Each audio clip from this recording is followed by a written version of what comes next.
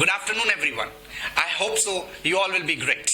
जैसे कि आप सबको पता है कि हमने एक सीरीज स्टार्ट की है जिसमें हमने basic grammar till advance grammar को डिस्कस किया, और आज इसी सीरीज में हमारा जो टॉपिक डिस्कस करने के लिए है वह है फ्यूचर परफेक्ट टेंस।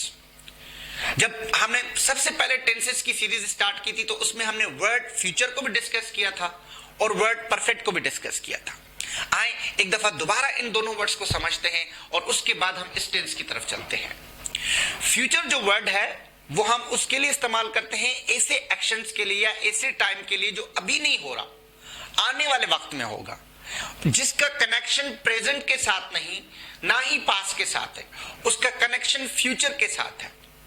दूसरी बात यहां पे जो हमें गौर में लानी है वो यही है कि क्या उसके अंदर हमें यकीन है कि ये चीजें होगी? नहीं, हरगिज नहीं।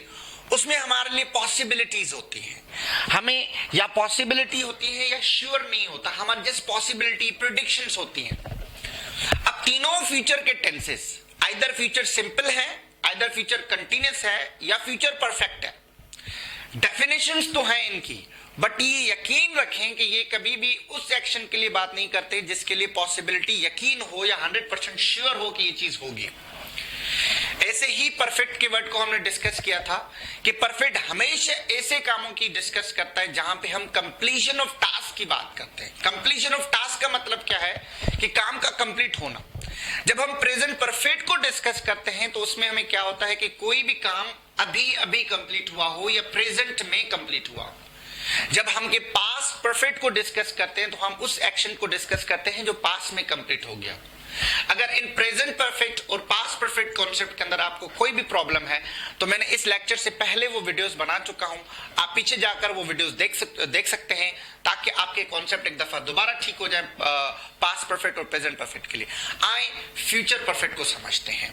अब फ्यूचर परफेक्ट के लिए हमारे पास जो सबसे पहला वर्ड था वो था ये फ्यूचर वर्ड, और दूसरा वर्ड हमारे लिए परफेक्ट वर्ड था। अब फ्यूचर एंड परफेक्ट, इसकी डेफिनेशन जो मैंने लिखी है वो लिखी है it is a tense which is used.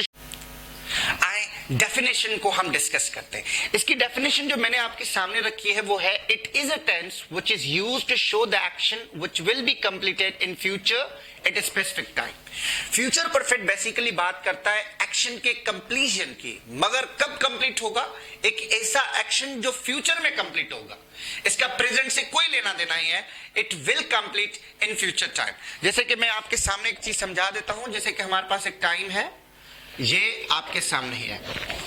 अब ये समझ लें कि ये प्रेजेंट,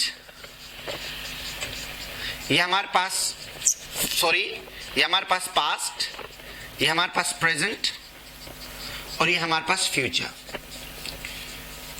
ये हमारे पास तीन टाइमलाइंस हैं, प्रेजेंट, पास्ट, फ्यूचर। अब कोई भी एक्शन जो अभी कंप्लीट नहीं होगा, हम उसके लिए ये कह सकते हैं कि ऐसा एक्शन जो फ्यूचर में स्टार्ट होगा, फ्यूचर में कंप्लीट होगा। ऐसा एक्शन जो फ्यूचर में स्टार्ट होगा, फ्यूचर में कंप्लीट होगा, स्पेसिफिक एक टाइम पे। लाइक फॉर एग्जांपल, अगर एक टास्क मैंने आपको दे दिया, मैंने कहा ये टास्क आपको कल 8 बजे तक कंप्लीट करना है। आपने कहा सर दिल नहीं घबराए, ये मैं टास्क 8 बजे तक कंप्लीट कर चुका हूंगा। या कोई मैंने आपको असाइनमेंट दे दी, मैंने कहा बेटा ये असाइनमेंट कल या नेक्स्ट वीक आपको सबमिट करवानी है। आप कहते हैं कि सर कोई बात नहीं, आप दिल ना घबराएं, ये असाइनमेंट मैं नेक्स्ट वीक से पहले सबमिट करवा चुका हूंगा। अब जो एक्शन आप फ्यूचर के किसी स्पेसिफिक टाइम पे या उससे पहले काम कंप्लीट करने के लिए बात करते हैं, उसके लिए हम लगाते हैं फ्यूचर परफेक्ट टेंस। तो अब दूसरा सवाल आपका, तो कि सर क्या ये यकीन है, आर वी अश्योर कि ये टेंस कंप्लीशन ऑफ टास्क की बात करता है? तो it's not right. Future tense हमेशा बात करता है पॉसिबिलिटीज की। फ्यूचर टेंस हमेशा बात करता है जो चीज श्योर नहीं है। हाँ, आप एक टाइम तो दे सकते हैं। लाइक फॉर एग्जांपल, एक मैंने एक्शन बनाया, आई विल हैव लर्न्ड इंग्लिश, मैं इंग्लिश सीख चुका हूंगा।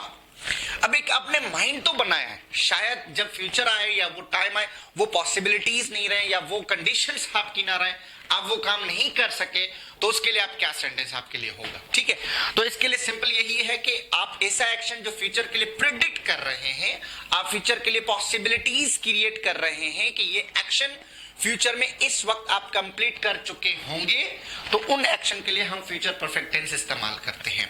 Means you just have predictions, you just have possibilities that you will have completed this task in future at a specific time, but you're not sure. These are just your imagination, these are just your possibilities. आप एक just time दे रहे हैं। इसके लिए formation में हमें कुछ भी नहीं करना है, हमें जस्ट और जस्ट हमें जो हमारे पास हेल्पिंग वर्ब है वो वर्ब की विल हैव है, और उसके साथ हम वर्ब की थर्ड फॉर्म लगाते हैं। हम पॉजिटिव में सेंटेंसेस बनाने के लिए सब्जेक्ट और सारे सेंटेंसेस के साथ विल हैव इस्तेमाल करते हैं और वर्ब की थर्ड फॉर्म इस्तेमाल करते हैं। लाजमन यहाँ पे बहुत ज्यादा स्टूडेंट का ये सवाल होगा कि सर हम शल क्यों नहीं इस्तेमाल कर रहे, जबकि हम परफेक्ट टेंसेस, फ्यूचर टेंसेस के अंदर शल तो यूज करते हैं, तो यहाँ पे शल क्यों नहीं यूज कर रहे? तो इसके लिए मैंने सबसे पहले जब फ्यूचर सिंपल टेंस को डिस्कस किया था, तो विल और शल का कॉन्सेप्ट मैंने बहुत अच्छे तरीके से वहां पर क्लियर किया था। अगर अभी भी आपको कोई डाउट है विल एंड शल के अंदर, तो आप पहली वीडियोस में जाएं जहां पे फ्यूचर सिंपल टेंस डिस्कस किया हुआ है, वहां पे अपना कॉन्सेप्ट क्लियर करें, फिर फ्यूचर कंटीन्यूअस और लास्ट में आप फ्यूचर परफेक्ट की तरफ आए। हमारे पास सबसे पहले सब्जेक्ट और हेल्पिंग वर्ब हमारे पास विल हैव है, उसके बाद वर्ब की थर्ड फॉर्म, लास्ट में हमारे पास ऑब्जेक्ट। नेगेटिव बनाने के लिए कुछ भी नहीं करना है, नेगेटिव बनाने के लिए सिर्फ और सिर्फ हमारे पास नॉट प्लेस करना है, और इंट्रोगेटिव बनाने के लिए हमें सबसे पहले जो मेन हेल्पिंग वर्ब है विल को हम पहले लेकर आएंगे, फिर हम सब्जेक्ट है plus verb third form plus object, और उसके बाद will plus subject plus have plus not plus verb third form plus object interrogative sentences के लिए। मैंने आपके सामने एक सेंटेंस प्रैक्टिस किया है, I will have learned English, मैं इंग्लिश सीख चुका हूंगा। I will not have learned English, मैं इंग्लिश नहीं सीख चुका हूंगा। Will I have learned English, क्या मैं इंग्लिश सीख चुका हूंगा। Will I have not learned English, क्या मैं इंग्लिश सीख नहीं चुका हूंगा। मतलब ये उन सारे एक्शन को डिस्कस करता है, ऐसे एक्शंस को डिस्कस करता है जो फ्यूचर में कंप्लीट हो। आप भी हजारों किस्म के सेंटेंसेस बना सकते हैं। आपको बहुत दफा लाइफ में डेली बेसिस पे ऐसी किस्म की चीजें आती हैं जिसके लिए फ्यूचर के लिए आप टाइम बताते हैं कि इस वक्त में काम कर चुका हूंगा, पर nobody knows about the future. कोई बंदा फ्यूचर के लिए नहीं जानता। You all just create your imagination, your possibilities, your prediction.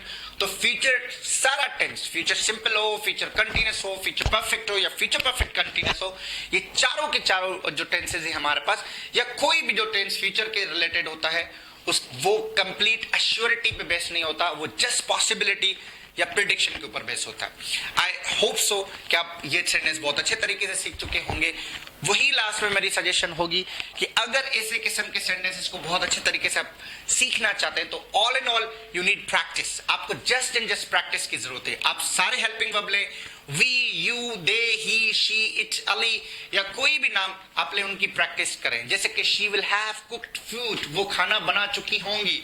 He will have completed novel, वो नॉवेल कंप्लीट कर चुका होगा। They will have played cricket, वो क्रिकेट खेल चुके होंगे। And many more sentence. Every grammar topic just need your practice, right? So अगर आप ग्रामर को अच्छे तरीके से ग्रिप लाना चाहते हैं या अपनी लैंग्वेज में कम्युनिकेट करना चाहते हैं, all you need to do practice. So start doing practice, और ये पीछे जितनी मैं वीडियोस बना के रहा हूँ वो देखें एक दफा दोबारा, उनको प्रैक्टिस लेकर आए। किसी इंस्टीट्यूट की, किसी सेंटर की आपको जरूरत नहीं पड़ेगी if you just keep practicing to learn English grammar at your home, right? All in all, thank you for this video. I hope so you are enjoying my videos. So do subscribe, share with your friends. All in all, I am really thankful to all of you. You are just spending a lot of your precious time watching my videos. Thank you very much, all in all. But इस जाने से पहले मैं आपको एक दफा board clear दिखाना चाहता हूँ, ताकि आप पिक्चर्स ले लें या आप इसको नोट कर लें, क्योंकि कुछ बच्चों के ये इश्यूज आए हैं कि वो कह रहे हैं कि सर आप बोर्ड के सामने आ जाते हैं तभी पिक्चर सही नहीं आती। तो it's for you, you can take it. Thank you very much. खुदा हाफिज।